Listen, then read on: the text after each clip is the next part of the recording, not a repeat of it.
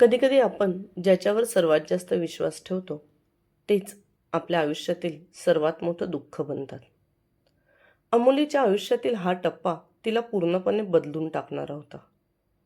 एक नातं ज्यात विश्वास असायला हवा होता, तिथेच तिला स्वतःचीच भीती वाटू लागली. नमस्कार मित्रांनो, आपण पाहत आहोत अमोली भाग 10.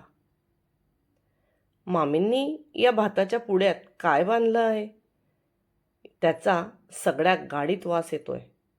गाडीत बसल्यावर महेश मागे अमोलीजवळ येऊन बसला आणि त्या बांधलेल्या भाताचं पुडकं त्याने पुढच्या बाजूच्या पॅसेंजर सीटवर ठेवलं.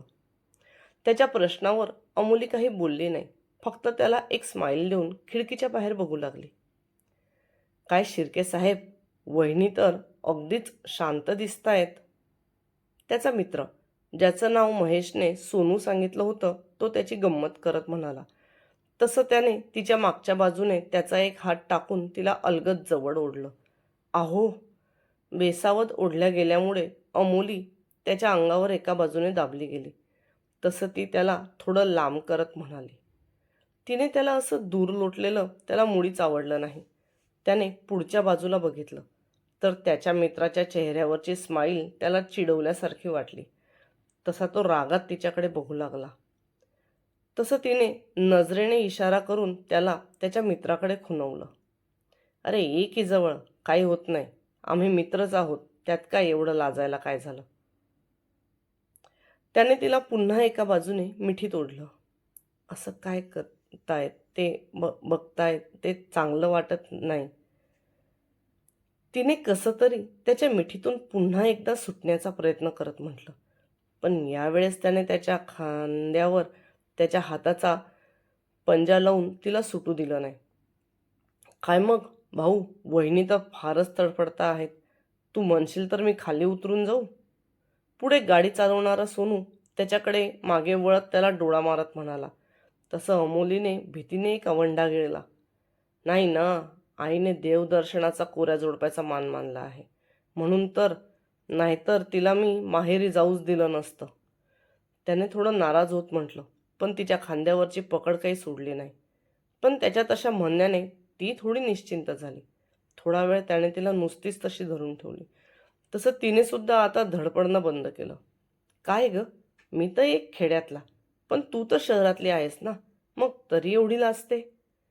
तिच्या खांद्यावरच्या त्याच्या हाताची बोटं तिच्या मानेवर हळूहळू तिच्या ब्लाऊजच्या आतमध्ये शिरू लागली. तसं तिने तिच्या हाताने त्याचा हात बाजूला करण्याचा प्रयत्न करत असताना तो तिला म्हणाला. हे लोक काय समजतात काय माहीत, शहरात राहतो म्हणून काय आम्ही निर्लज्ज आहोत की काय? हे वाक्य अमोलीच्या अगदी तोंडावर आलं होतं, पण तरी तिने धीराने घेत त्याचा हात होता त्या ठिकाणीच दाबून धरला.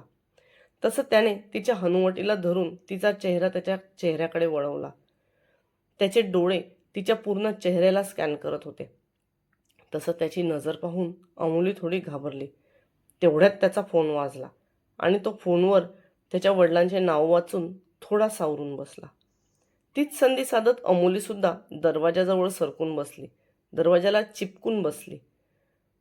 महेशचा फोन झाल्यावर दोघं मित्र एकमेकांना काहीतरी इशारा करू लागले. अमूल्यला त्यांचे इशारे कळत तर नव्हते, पण जे चालू आहे ते काहीतरी वेगळं आहे एवढं मात्र तिला कळत होतं. तेवढ्या महेश थोडा तिच्या बाजूने सरकला. अमोली, मी काय म्हणतो, आपल्याला ना उद्याच देवदर्शनाला जावं लागेल. तिथून परत यायला 2 दिवस लागून जातील. परत काकू, आत्या, चिंगीताई यांची मुलं असे भरपूर लोक सोबत असतील, तर आपल्याला बोलताही येणार नाही. ज्या दिवशी आपण रिटर्न येणार आहोत त्याच दिवशी रात्रीचं माझं जायचं रिझर्वेशन आहे. तो हळूहळू बोलत तिच्याजवळ सरकला. त्याने जायची गोष्ट केली तसं तिच्या मनात थोडं वेगळं जाणवलं. कारण ज्याच्या विश्वासावर, ज्याचा हात धरून आपण या घरात आलो आहोत, तोच आता आपल्याला काय माहीत किती महिन्यासाठी इथे या सर्व लोकात एकटं सोडून जाणार.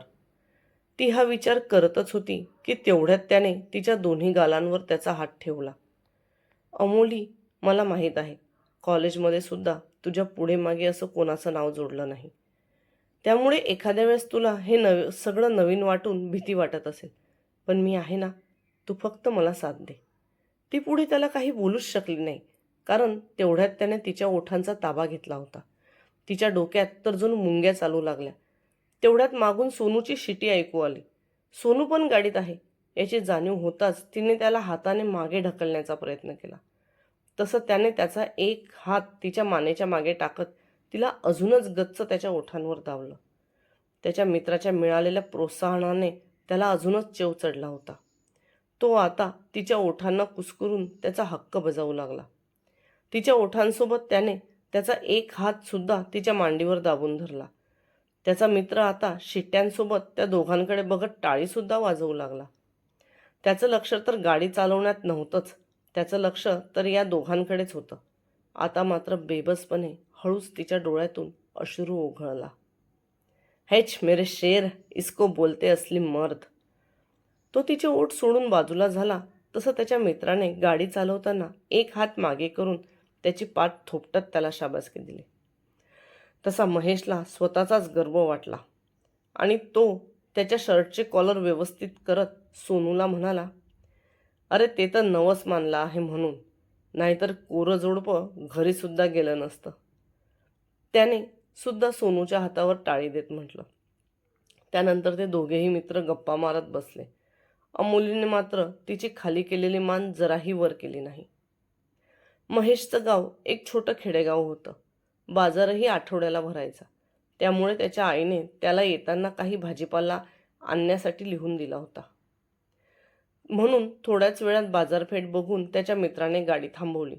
तसा तो आणि सोनू दोघेही बाजार करण्यासाठी खाली उतरले. ते उतरले तसं अमोलीने इतका वेळचा दाबून धरलेला हुंदका मोकळा सोडला आणि रडून घेतलं. अमोलीने आज पहिल्यांदा स्वतःला पूर्णपणे एकटं वाटलं. डोळ्यातले अश्रू थांबत नव्हते आणि मनात एकच प्रश्न होता, हेच का तिचं आयुष्य आहे? पुढच्या भागात काय होणार? अमोली या सगळ्याला कसं सामोरं जाणार? जर तुम्हाला ही कथा आवडत असेल तर व्हिडिओला लाईक करा, चॅनलला सबस्क्राईब करा आणि तुमचं मत कमेंटमध्ये नक्की सांगा. पुन्हा भेटूया पुढच्या भागात. तोपर्यंत धन्यवाद.